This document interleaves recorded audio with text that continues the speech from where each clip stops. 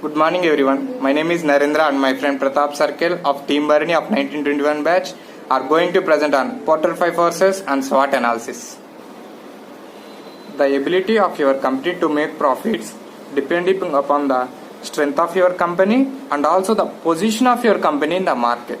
For instance, is your competitors are offering similar products which you are offering, or is it easy for any organization to enter your market where you are gaining the profits, or the customers are forcing you to reduce the prices? If you are not focusing on the position of your company, it means that you are working hard.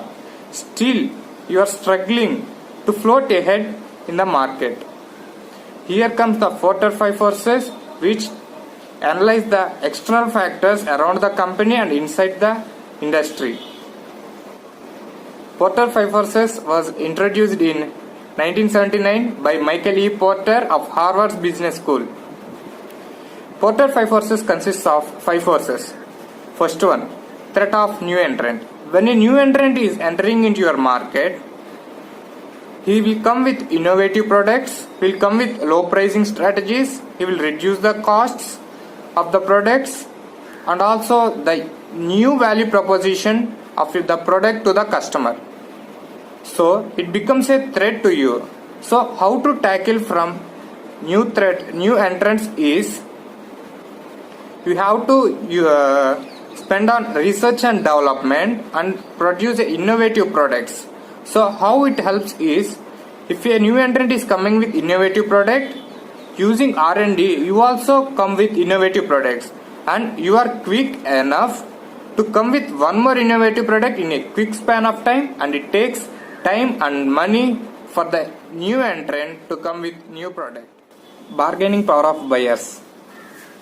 If buyers are demanding a lot, still they want the best offerings, and also they will play as low as possible and getting the benefits. So how to tackle this is, you have to innovate a product quickly or rapidly. Why? Because if the products are innovative, then the customers will not ask for the discounts, offerings, etc. And also you should have large customer base. If there is a large customer base, then the bargaining power of customers will reduce. Threat of suppliers. In banking sector, all the banks take raw materials from different suppliers. The supplier of dominant position will ask for more margin and they will get more profit in the market. So how to tackle this is, we have to maintain efficient supply chain with different suppliers. If we have different suppliers, we will take different raw materials from different one who will give more margin for ICICI Bank. And second one is dedicated suppliers. We have to maintain the dedicated suppliers. For example, if we take Walmart and Nike, they had a dedicated supplier. Threat of substitute products. We all know that customers are different from each other.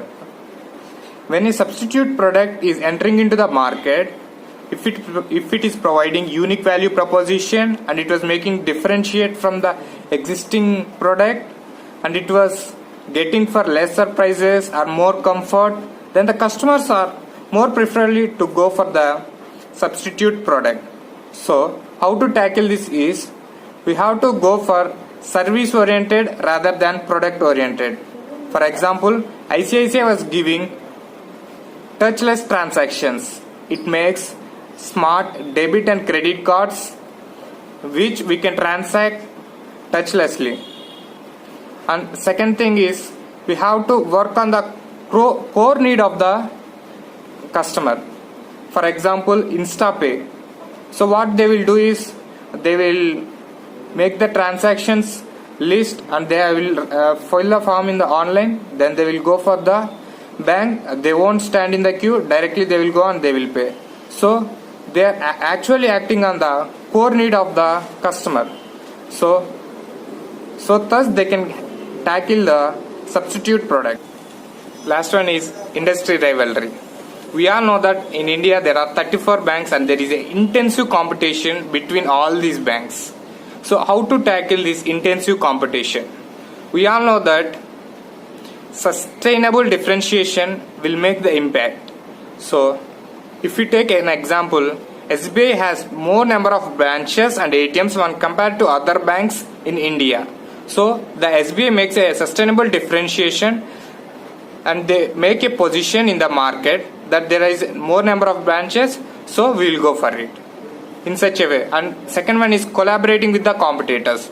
We all know that Bank of Baroda was collaborating with Vijaya Bank and they own the Vijaya Bank. So there is a more market share. They are working on the size of the market share. Good afternoon everyone and namaste. My name is Pratap Sarkar, a postgraduate student pursuing PGDM course from Indus Business Academy. I am a member of Team Bharani and I am here today to present about the SWOT analysis of ICICI Bank.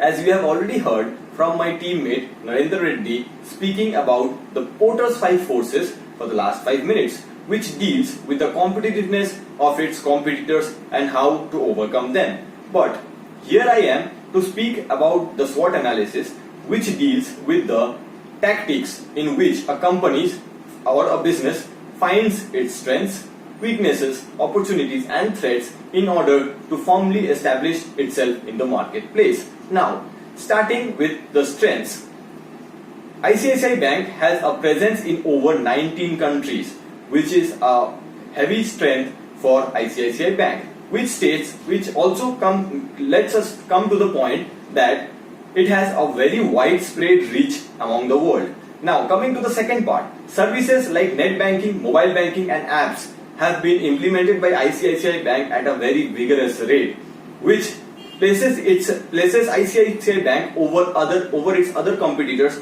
on a better scale. Now, it has also a total employee base of 75,000 employees, which shows its diverse mentalities and diverse minds which are working together to make the ICICI Bank a better one.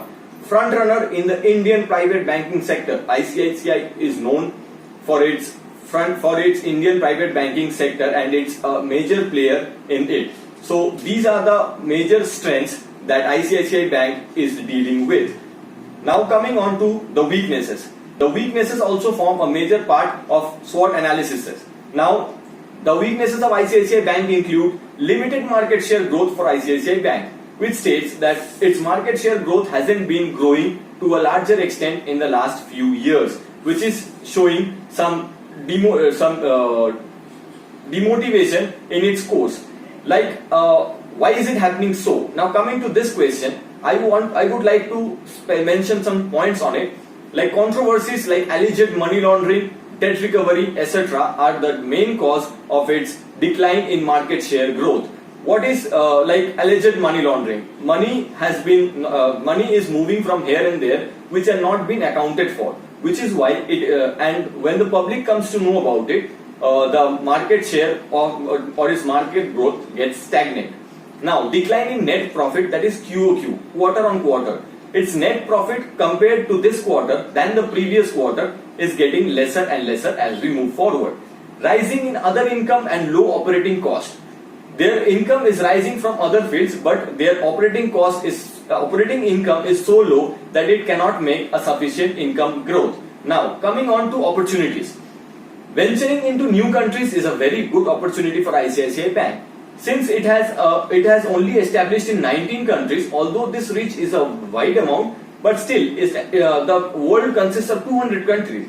There is a very vast amount of places to explore and to venture around. So it has a very good opportunity in this field. Use of technology to penetrate rural market. ICICI Bank is trying this since the last 2 to 3 years.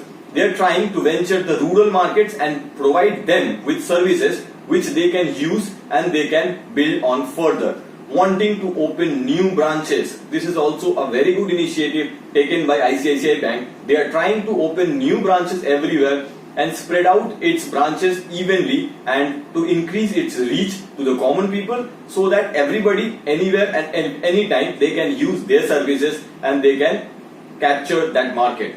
Tapping the youth by providing their app and digital platform. As we all know that the world is moving towards digitalization and India is also trying to do so. So in order to do that, ICICI Bank is also providing digital platforms and digital services where the youth section is getting interested in it and they are trying to shift to ICICI Bank rather than wanting to go for any other bank. Moving on to the threats. The threats that are being threatening ICICI Bank are as follows. The ever-changing RBI policies is a bigger threat because as we can see with the changing environment and the changing market conditions, the RBI policies are changing from day to day and time to time. As we all know about the COVID situation that we are in right now and the economic instability that we are going through at the moment shows that we are going through this portion. Inability to adapt due to large change.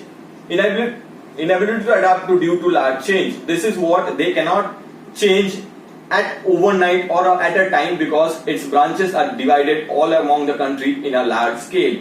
Concern on privacy of user accounts. Security has always been a concern in the banking industries and when it is involved with digital platforms. Increase in domestic and international competitions like HDFC, Standard Chartered, etc. We all know that there are many such banks around the world which are giving a huge competition to ICICI Bank. Two of those which are mentioned in the slide, that is HDFC Bank and Standard Chartered. So this was all about SWOT analysis. Hope you have enjoyed the video. This is Pratap Sarkel and my member and my teammate Narendra Reddy, and this is Team Bharani signing off. Thank you. Have a good day.